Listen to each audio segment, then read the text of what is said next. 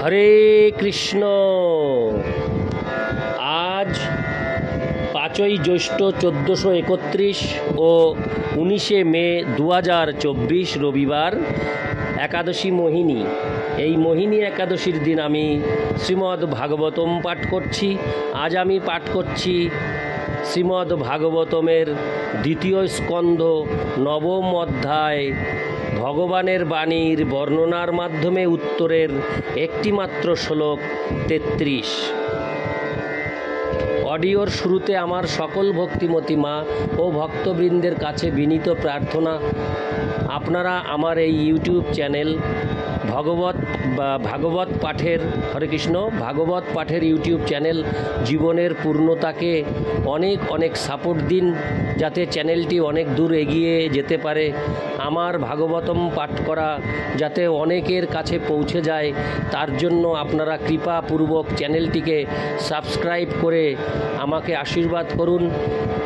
আপনাদের সাহায্য ছাড়া আমার এই ভাগবত পাঠের চ্যানেল জীবনের পূর্ণতাকে এগিয়ে নিয়ে যাওয়া কোনো মতেই সম্ভব নয়। তাই কৃপাপূর্বক আপনারা আমার এই ইউটিউব চ্যানেলটিকে সাবস্ক্রাইব করে এবং আপনারা কোথা থেকে অডিও শুনছেন একটি কমেন্টস করে আমাকে আশীর্বাদ করুন। শ্লোক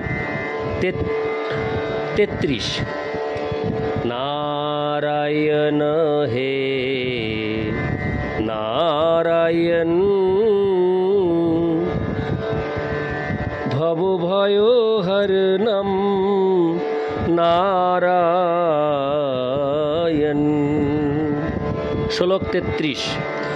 अहो मेवाशो मे बाघ्रे नन्नद्जत सदसत परमो पश्चादहं जदे तच्च जोहो বশিষ্যেত সহস্রহম। অনুবাদ: হে ব্রহ্মা, সৃষ্টির পূর্বে পরমেশ্বর ভগবান আমি একমাত্র বর্তমান ছিলাম এবং তখন আমি ছাড়া অন্য কিছু ছিল না। এমনকি এই সৃষ্টির কারণীভূত প্রকৃতি পর্যন্ত ছিল না। সৃষ্টির পরেও একমাত্র আমি আছি এবং প্রলয়ের পরেও পরমেশ্বর ভগবান একমাত্র আমি অবশিষ্ট থাকব।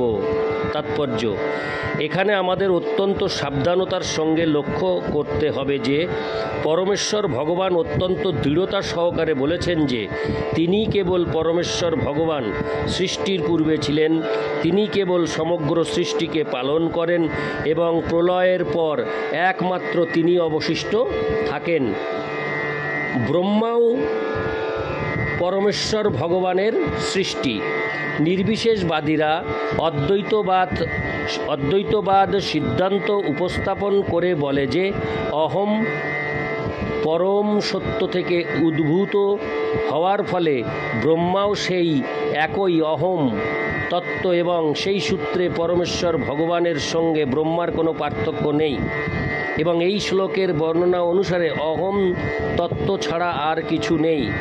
নির্বিশেষবাদীদের এই যুক্তি মেনে নিলেও স্বীকার করতে হবে যে ভগবান হচ্ছেন স্রষ্টা অহম এবং ব্রহ্মা হচ্ছেন সৃষ্ট অহম।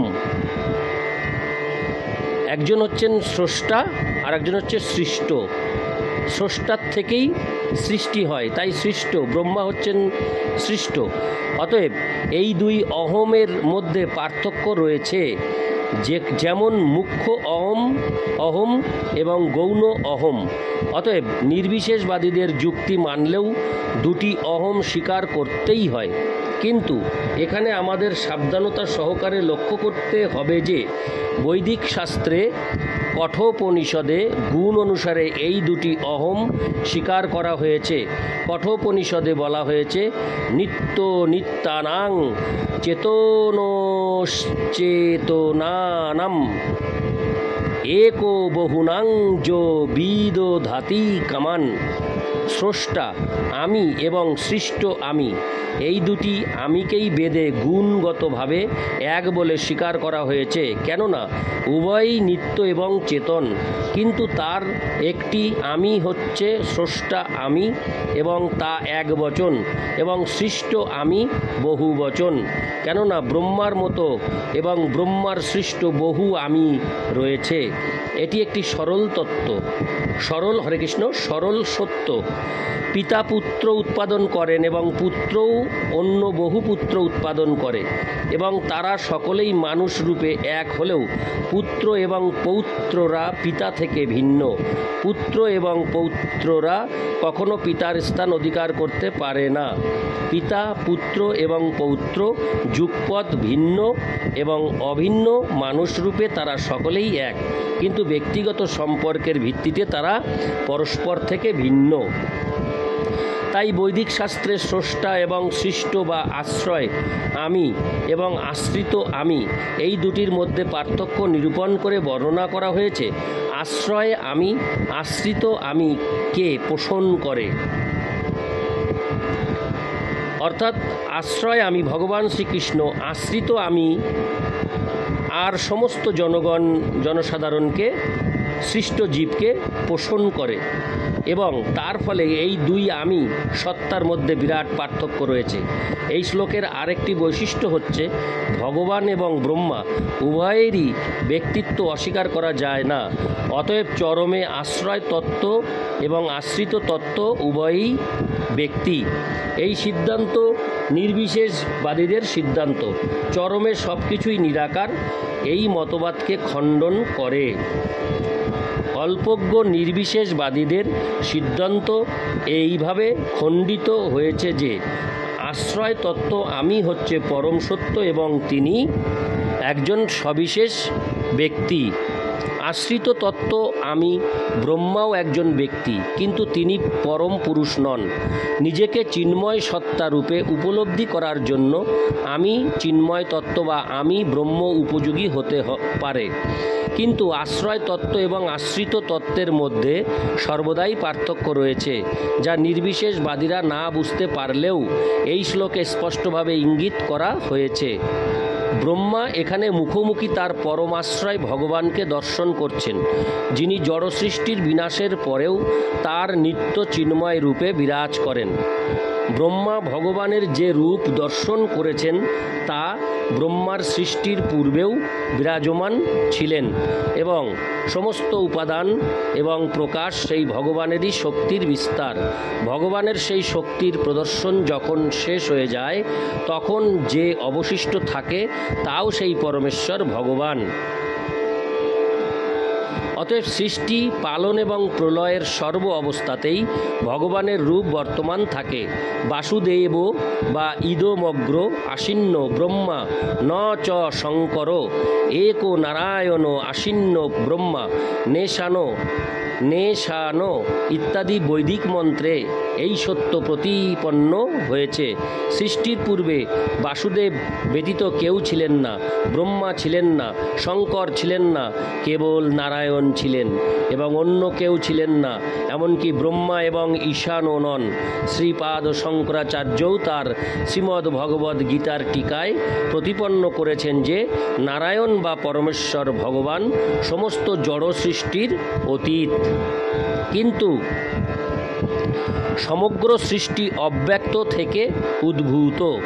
অতএব সৃষ্টি এবং স্রষ্টার মধ্যে সর্বদাই পার্থক্য রয়েছে, যদিও গুণগতভাবে স্রষ্টা এবং সৃষ্ট এক। এই বর্ণনার আরেকটি বৈশিষ্ট্য হচ্ছে যে পরম সত্য হচ্ছেন ভগবান বা পরম ঈশ্বর। পরমেশ্বর ভগবান এবং তার ধাম পূর্বেই ব্যাখ্যা করা হয়েছে। ভগবানের ধাম শূন্য নয় বা রিক্ত নয়, যা নির্বিশেষবাদীরা মনে করে থাকে। বৈকুণ্ঠ লোক সমূহ চিন্ময় বৈচিত্র্যে পূর্ণ। সেই ধামের চতুর্ভুজ অধিবাসীরা পরম ধৈর্য হরে কৃষ্ণ, পরম ঐশ্বর্য এবং সমৃদ্ধি সহকারে বিরাজ করেন এবং অতি উচ্চ স্তরের ব্যক্তিদের উপযোগী বিমান ইত্যাদি সমস্ত সুযোগ সুবিধা সেখানে রয়েছে। অতএব পরমেশ্বর ভগবান সৃষ্টির পূর্বেও বিরাজ করেন এবং সর্বপ্রকার চিন্ময় বৈচিত্র্য সহ তিনি বৈকুণ্ঠ লোকে বিরাজ করেন। শ্রীমদ্ ভগবদ্ গীতাতেও এই বৈকুণ্ঠ লোককে সনাতন বলে বর্ণনা করা হয়েছে, অর্থাৎ জড়জগতের প্রলয় হলেও বৈকুণ্ঠ লোকের বিনাশ হয় না। সেই সমস্ত চিন্ময় লোক সম্পূর্ণ ভিন্ন প্রকৃতির এবং সেই প্রকৃতি জড়জগতের সৃষ্টি, স্থিতি এবং প্রলয়ের দ্বারা প্রভাবিত হয় না। রাজার অস্তিত্বের সঙ্গে সঙ্গে যেমন তার রাজ্যের অস্তিত্বও সিদ্ধ হয়, তেমনি পরমেশ্বর ভগবানের অস্তিত্বের সঙ্গে বৈকুণ্ঠ লোকের অস্তিত্বও স্বাভাবিকভাবে সিদ্ধ হয়। শ্রীমদ্ ভাগবত আদি প্রামাণিক শাস্ত্রে বহু স্থানে পরমেশ্বর ভগবানের অস্তিত্ব উল্লেখ করা হয়েছে। যেমন শ্রীমদ্ ভাগবতে 2:8-10 মহারাজ পরীক্ষিত জিজ্ঞাসা করেছেন, স চাপি যত্র পুরুষ বিশ্বস্তুতোদ্ভাপয় মুক্তাত্মায়াং মায়েশ সেতে সর্বগুহাশয়ে। আমি আরেকবার পড়ছি মন্ত্রটি। স চাপি যত্র পুরুষ বিশ্বস্তিতুদ্ভাপয় মুক্তাত্মায়াং মায়েশ সেতে সর্বগুহাশয়। কৃপা করে আপনি সেই পরমেশ্বর ভগবানের কথা বলুন, যিনি পরমাত্মা রূপে সকলের হৃদয়ে বিরাজ করেন এবং যিনি সমস্ত শক্তির ঈশ্বর হলেও তার বহিরঙ্গা মায়া শক্তি যাকে স্পর্শ করতে পারে না। বিদুরও প্রশ্ন করেছেন, তত্তানাং ভগবাংস্তেষাং পতিধা প্রতিসংক্রম তত্রেমং ক উপাশিরম শিরন ক উচ্ছিদনুশেরতে। ভাগবত 3:7-37। শ্রীধর স্বামীর ব্যাখ্যা এইভাবে করেছেন, সৃষ্টি যখন ধ্বংসপ্রাপ্ত হয় সেই সময় শেষ সাই ভগবানের সেবা কে করেন ইত্যাদি, অর্থাৎ ভগবান তার নাম যশ গুণ এবং উপকরণ সহ নিত্য বিরাজমান। স্কন্দ পুরাণের কাশী খণ্ডের ধ্রুবচরিতে সেই তত্ত্ব প্রতিপন্ন হয়েছে। সেখানে বলা হয়েছে, ন চব্বন্তে হপি যদ ভক্তা মহত্তাং প্রলয়াপদি অত্তহো চ্যুতো হো খিলে লোকেশ একো সর্বগোহ ব্যয়। মহাপ্রলয়ে সমস্ত জগৎ ধ্বংস হলেও পরমেশ্বর ভগবানের ভক্তদের বিনাশ হয় না। অতএব ভগবানের কি কথা? ভগবান ছাড়া প্রকৃতির পরিবর্তনের 3টি অবস্থাতে সর্বদাই বিদ্যমান থাকেন। নির্বিশেষবাদীরা বলে যে ভগবান নিষ্ক্রিয়, কিন্তু ভগবান এবং ব্রহ্মার মধ্যে এখানে যে আলোচনা হয়েছে তাতে ভগবানকে ক্রিয়াশীল বলে বর্ণনা করা হয়েছে এবং তার রূপ ও গুণ রয়েছে। সৃষ্টির পালনের সময় ব্রহ্মা এবং অন্যান্য দেবতাদের যে কার্যকলাপ তা ভগবানেরই কার্যকলাপ বলে বুঝতে হবে। রাজা অথবা রাষ্ট্রপ্রধানকে সরকারি কার্যালয়ে দেখা নাও যেতে পারে, কেননা তিনি রাজকীয় বিলাসে মগ্ন, কিন্তু তা হলেও সব কিছুই তারই নির্দেশনায় পরিচালিত হয় এবং সব কিছুই তার অধীন। পরমেশ্বর ভগবান কখনোই নিরাকার নন। এই জড়জগতে অল্পবুদ্ধি সম্পন্ন মানুষদের কাছে তার সবিশেষ রূপ প্রকট নাও হতে পারে, তাই তাকে কখনো কখনো নিরাকার বলা হয়, কিন্তু প্রকৃতপক্ষে তিনি তার নিত্য রূপে বৈকুণ্ঠ লোকে এবং এই ব্রহ্মাণ্ডের বিভিন্ন লোকে বিভিন্ন অবতার রূপে নিত্য প্রকাশিত। রাত্রিবেলায় মানুষ সূর্যকে দেখতে পায় না, কিন্তু যেখানে সূর্যোদয় হয়েছে সেখানে সূর্যকে দেখা যায়। পৃথিবীর বিশেষ কোনো স্থানের মানুষ সূর্যকে যদি না দেখতে পায় তার অর্থ এই নয় যে সূর্য নেই। বৃহদারণ্যক উপনিষদে 1:4 একটি মন্ত্র রয়েছে, আত্মৈবেদমোগ্রাসিত পুরুষবিধ। এই মন্ত্রে উল্লেখ করা হয়েছে যে পরমেশ্বর ভগবান শ্রীকৃষ্ণ পুরুষাবতারে আবির্ভাবের পূর্বেও ছিলেন। শ্রীমদ্ ভগবদ্ গীতায় 15-18 উল্লেখ করা হয়েছে যে শ্রীকৃষ্ণ হচ্ছেন পুরুষোত্তম, কেননা তিনি হচ্ছেন পরম পুরুষ, এমনকি পুরুষ অক্ষর এবং পুরুষ ক্ষরেরও অতীত। অক্ষর পুরুষ বা মহাবিষ্ণু প্রকৃতির প্রতি ঈক্ষণ করেন এবং তার ফলে সমগ্র জড়জগৎ প্রকাশিত হয়, কিন্তু পুরুষোত্তম তারও পূর্বে বিরাজমান ছিলেন বৃহদারণ্যক উপনিষদে। তাই শ্রীমদ্ ভগবদ্ গীতার বর্ণনা প্রতিপন্ন হয়েছে যে শ্রীকৃষ্ণ হচ্ছেন পুরুষোত্তম। কোনো বেদে এও বলা হয়েছে যে সৃষ্টির প্রারম্ভে কেবল নির্বিশেষ ব্রহ্মের অস্তিত্ব ছিল, কিন্তু এই শ্লোকের বর্ণনা অনুসারে নির্বিশেষ ব্রহ্ম, যা হচ্ছে পরমেশ্বর ভগবানের দেহ নির্গত রসিচ্ছটা, তাকে আপাত কারণ বলা যেতে পারে, কিন্তু সর্বকারণের পরম কারণ হচ্ছেন পরমেশ্বর। এই জড়জগতেই কেবল ভগবানের নির্বিশেষ রূপের অস্তিত্ব রয়েছে, কেননা জড় ইন্দ্রিয়ের দ্বারা অথবা জড় চক্ষুর দ্বারা ভগবানকে উপলব্ধি করা যায় না অথবা দর্শন করা যায় না। ভগবানকে দর্শন করতে হলে অথবা উপলব্ধি করতে হলে সর্বপ্রথমে ইন্দ্রিয়গুলিকে চিন্ময়ত্ব প্রদান করতে হবে। ভগবান তার স্বরূপে নিত্যলীলা বিলাসপরায়ণ এবং তিনি সাক্ষাৎভাবে বৈকুণ্ঠ লোকের অধিবাসীদের কাছে নিত্য প্রকাশিত। তাই জড় সৃষ্টির পরিপ্রেক্ষিতে তিনি নির্বিশেষ। ঠিক যেমন সরকারি কার্যালয়ে রাষ্ট্রপ্রধান নির্বিশেষ হলেও রাজভবনে তিনি নির্বিশেষ নন, তেমনি ভগবান তার ধামে নির্বিশেষ নন, যা সর্বদাই নিরস্ত কুহকম, যা শ্রীমদ্ ভাগবতের শুরুতে বর্ণনা করা হয়েছে। অতএব ভগবানের নির্বিশেষ এবং সবিশেষ উভয় রূপকেই স্বীকার করা যায়, যা প্রামাণিক শাস্ত্রে উল্লেখ করা হয়েছে। শ্রীমদ্ ভগবদ্ গীতায় ব্রহ্মণো হি প্রতিষ্ঠাহম শ্লোকে 14-27 ভগবানের সবিশেষত্ব বিশেষভাবে বিশ্লেষণ করা হয়েছে। অতএব চিন্ময় জ্ঞানের সবচাইতে গুহ্যতম অংশ হচ্ছে ভগবত তত্ত্বজ্ঞান, নির্বিশেষ ব্রহ্মজ্ঞান নয়। তাই পরম তত্ত্বের সবিশেষ রূপকে জানাই জ্ঞানের চরম লক্ষ্য হওয়া উচিত।